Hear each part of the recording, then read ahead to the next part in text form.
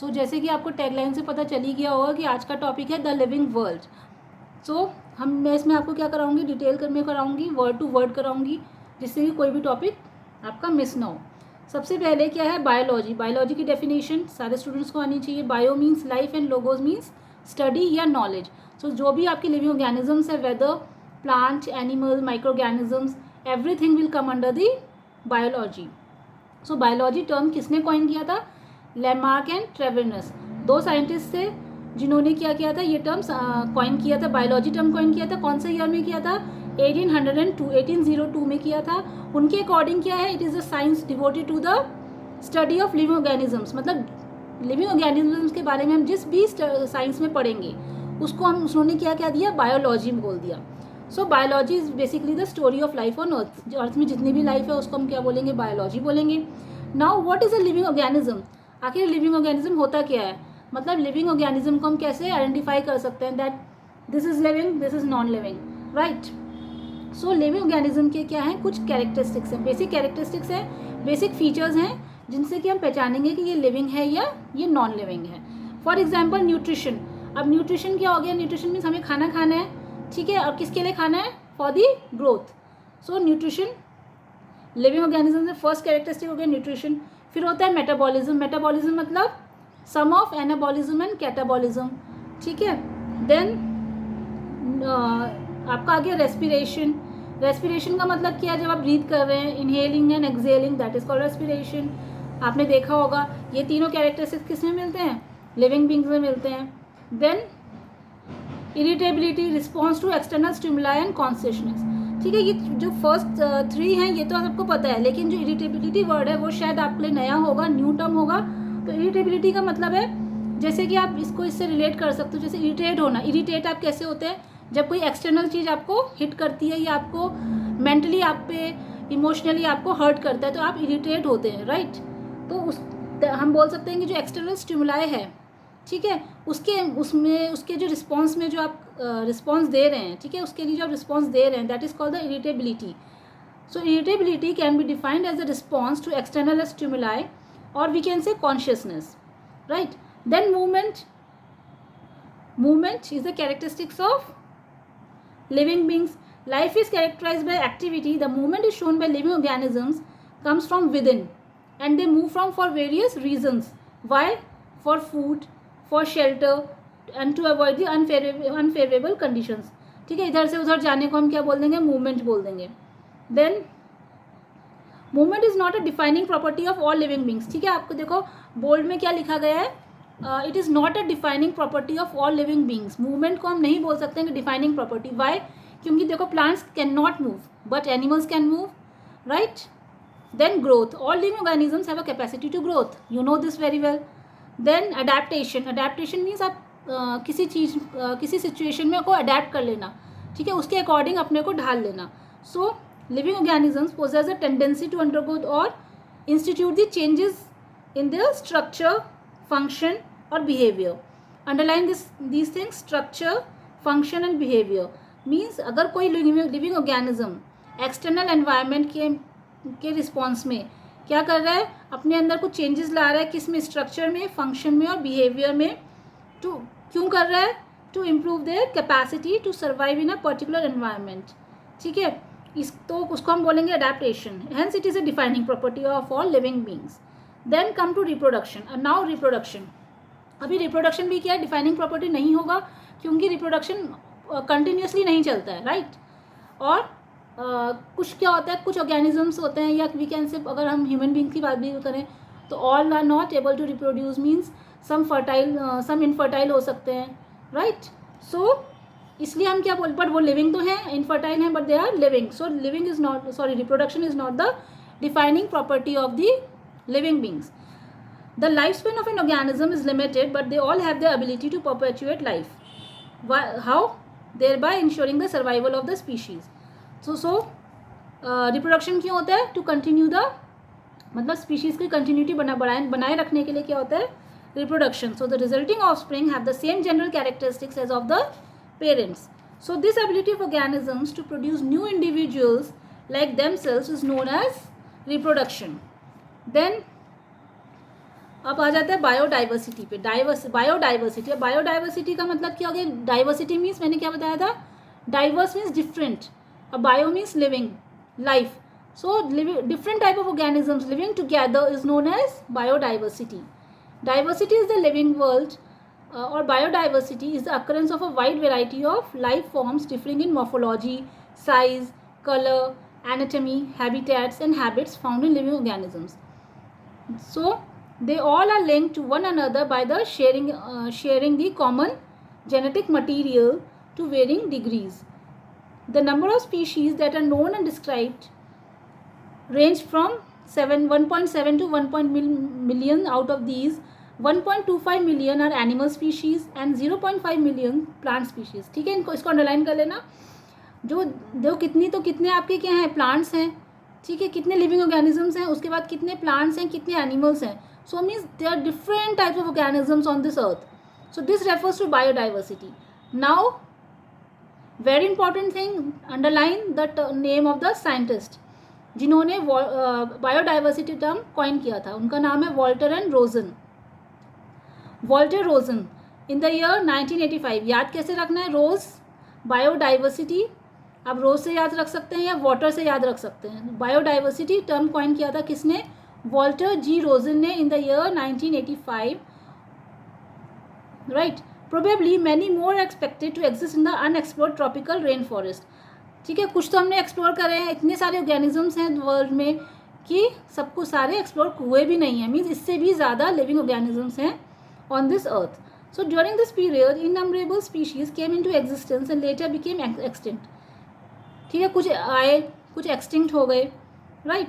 So we can not say that कि particular amount और particular इतना ही अमाउंट में, इतनी क्वान्टिटी में ये सारे ऑर्गेनिजम्स हैं. This is only the estimated amount. Now need for classification. अब क्या हुआ, इतने सारे लिविंग ऑर्गेनिजम्स हैं तो इनकी क्या ज़रूरत पड़ी कि हम कैसे इनको पहचानेंगे, क्या नाम रखेंगे. पहले तो हमें नहीं पता था ये प्लांट्स हैं, ये एनिमल्स हैं, ये कौन सा प्लांट है, ये तुलसी है, ये नीम है. राइट. ये टाइगर है, ये ह्यूमन बीइंग है. राइट. लेकिन क्या हुआ, इनको पहचानने के लिए एक क्या चाहिए था कि all over India, all over world, पूरी दुनिया में क्या होगा, एक जैसे इनका नाम होगा, तभी हम लोग इसको कॉमन नेम दे सकेंगे. अगर कॉमन नेम देंगे तभी हम लोग क्या करेंगे, इनको पहचान सकेंगे. राइट. कि आपका ऑस्ट्रेलिया में भी यही बोला जा रहा है, इंडिया में भी यही बोला जा रहा है. अगर अलग अलग कंट्रीज़ में अलग अलग नेम दे दिए जाएंगे तो क्या होगा, वी कैन नॉट रिकॉग्नाइज या we can not say that we are talking about this species और this plant. Right. So there was an urgent need for classification. So taxonomy, one of the older branch of biological science, deals with the naming of organisms. ठीक है. Taxonomy means naming. सो जो ये taxonomy के अंदर क्या आता है, nomenclature आता है. मीन्स नोमेनक्लेचर क्या हो गया, naming of organisms and placing them in groups according to the categories. तो कैटेगरीज के अकॉर्डिंग अगर हम उनको नेम करेंगे तो नेमिंग को हम बोल देंगे, क्या बोलेंगे, नोमेनक्लेचर बोल देंगे. और कैटेगरीज के अकॉर्डिंग जो नेम कर रहे हैं उसको हम बोल देंगे classification. We are classifying them. Right. Obviously nomenclature and naming is only possible when the organism is described correctly and we know what organism the name is attached. This is the identification. ठीक है, how we identify the organism. To deal with the enormous diversity in the living world, scientific arrangement of living things into groups is required on the basis of some common characteristics. Means अब क्या होना चाहिए, इसके लिए कुछ criteria होना चाहिए, कुछ कैरेक्टरिस्टिक्स कॉमन होने चाहिए, तभी हम उसको पर्टिकुलर ग्रुप में रखेंगे. Right. So taxonomy and systematics. Taxonomy का क्या बताया था मैंने, अरेंजमेंट. ठीक है. Nomos means laws. So taxonomy में क्या करेंगे हम, arrangement of the species according to the hierarchy. So taxonomy, how will you define taxonomy? It is a branch of study which deals with the principles and procedures of what, identification, nomenclature and classification. Right. So taxonomy में हम basically होता क्या है, it is a branch of study, ठीक है, that deals with what, with the principles and procedures of identification, nomenclature and classification of the organisms. So इन सब की definition आप लोगों को याद रखनी है. nomenclature की हो गई, taxonomy हो गया, आगे हम systematics पढ़ेंगे, फिर herbarium पढ़ेंगे. ठीक है. और एक चीज़ और याद रखनी है, इनके जो साइंटिस्ट के नाम है वो आपको याद होने चाहिए. राइट. सो जैसे कि मैंने अभी बताया था आपको, बायोडाइवर्सिटी किसने कॉइन किया था, ये आप मुझे कमेंट सेक्शन में लिख के बताएंगे। बायोलॉजी टर्म किसने कॉइन किया था, वो आप बताएंगे विद द ईयर ऑल्सो, कौन से ईयर में किया था। देन इनकी डेफिनेशन क्या होती है, नोमेनक्लेचर जैसे मैंने आपको बता दिया, nomenclature means naming of organisms, right. अब उसके बाद दूसरा क्या आ गया था, टेक्सोनॉमी। टेक्सोनॉमी क्या हो गया, मतलब क्लासीफाई करना ऑर्गेनिजम्स को। सिस्टमैटिक्स, अब सिस्टमैटिक्स का मतलब क्या होगा, ऑर्डर सीक्वेंस। सिस्टमैटिक मतलब क्या होता है, सिस्टमैटिकली आप किसी चीज़ को कर रहे हैं, ठीक है, कोई काम आप सिस्टमैटिकली कर रहे हैं तो वो क्या हो जाएगा, मीन्स एक प्रॉपर तरीके से कर रहे हैं, तो उसी को हम क्या बोल देंगे, सिस्टमैटिक्स बोल देंगे। It is often use interchangeably with taxonomy but they carry different meaning, ठीक है। According to Simpson, in the year 1961, it is a science which deals with diversity of organisms and all their comparative and evolutionary relationship. मतलब इसमें हम क्या पढ़ते हैं, comparative and evolutionary relationship between the organisms, right? So taxonomy और systematics हम commonly हम सोचते हैं कि interchangeably है, कि दोनों चीज़ें एक जैसी हैं, but थोड़ा डिफरेंस क्या है, evolutionary relationship हम किस में पढ़ेंगे, systematics में पढ़ेंगे, right? And एक और चीज़ इसमें आपको याद रखनी, Linnaeus use Systema Naturae as the title of his publication book systematics take into account evolutionary relationship between organisms, ठीक है, मैंने आपको बताया ही है। Systematic takes into account evolutionary relationships between organisms, जहाँ पे भी एवोल्यूशनरी रिलेशनशिप की बात आएगी वो उसका मतलब है we are talking about systematics, not about the taxonomy, right. और एक और चीज़ आपको जो अंडरलाइन करनी है इसमें, सिस्टमा नेचरे किसने दिया है, लीनियस ने दिया है, ठीक है। Now comes to the concept of species. Species क्या हो जाएंगे, it is a natural population of individuals which resembles one another, मतलब जो एक जैसी होती है, ठीक है ना। फॉर डॉग, सपोज डॉग की स्पीशीज है, प्लांट की स्पीशीज है, ठीक है, सब पाइसम सटाइवम, पी प्लांट हो गया, ठीक है, कौन सी स्पीशीज है, ठीक है। Then species is a natural population, इसको अंडरलाइन कर लीजिए, आगे हम पढ़ेंगे। Species is a natural population of individuals which resemble one another in all essential morphological and reproductive characters, means एक जैसे तो होने चाहिए पर किस बेस के पे होने चाहिए, ठीक है। कॉमनली तो हमको पता है स्पीशीज़ क्या है, जो ऑर्गेनिजम्स क्या कर रहे हैं, एक दूसरे को रिजेंबल कर रहे हैं, बट किस बेस पे कर रहे हैं। You are a biology student, you are a science student, so you should know कि किस बेस पे हम कह सकते हैं कि वो क्या कर रहे हैं, रिजेंबल कर रहे हैं, एक जैसे हैं। वो है मॉर्फोलॉजिकली और रिप्रोडक्टिव कैरेक्टर्स उनके सिमिलर होने चाहिए, मीन्स एक्सटर्नल इंटरनल स्ट्रक्चर्स उनका सेम होना चाहिए और रिप्रोडक्टिव बिहेवियर सेम होना चाहिए। So they are able to interbreed freely, ठीक है, जो स्पीशीज़ होंगे वही इंटरब्रीड कर पाएंगे, and so that they can produce the fertile offsprings, right. और वो क्या होने चाहिए, किसी कॉमन एंसेस्टर्स के थ्रू आने चाहिए। Naming of species, now very important topic, naming of species. Binomial nomenclature, ठीक है, आप लोगों ने पहले भी पढ़ा होगा। बायनोमियल नोमेनक्लेचर, बायनोमियल का मतलब क्या होता है, bi means two and nomial means naming of the organisms, आपको पता है नोमियल नोमेनक्लेचर, राइट। सो इसमें क्या, नोमेनक्लेचर में भी डिफाइंड एज क्या बताया था, सिस्टम फॉर नोमेनक्लेचर में बताया था naming of organisms, right. So man has been interested in plants and animals since times immemorial in and in all nations and tribes, means हर जगह पूरे ऑल ओवर द वर्ल्ड क्या है, naming of the organisms को लेके जैसे common practice की naming of organism is there. But क्या है कि जैसे हमारे यहाँ आप किसी स्पीशीज़ को कुछ और बोलेंगे, ऑस्ट्रेलिया में कुछ और बोलेंगे, लेकिन क्या हो जाएगा जब हम वहाँ जाएंगे वो ना हमारी लैंग्वेज समझ पाएंगे ना हम उनकी लैंग्वेज समझ पाएंगे कि हम किस चीज़ के बारे में बात कर रहे हैं।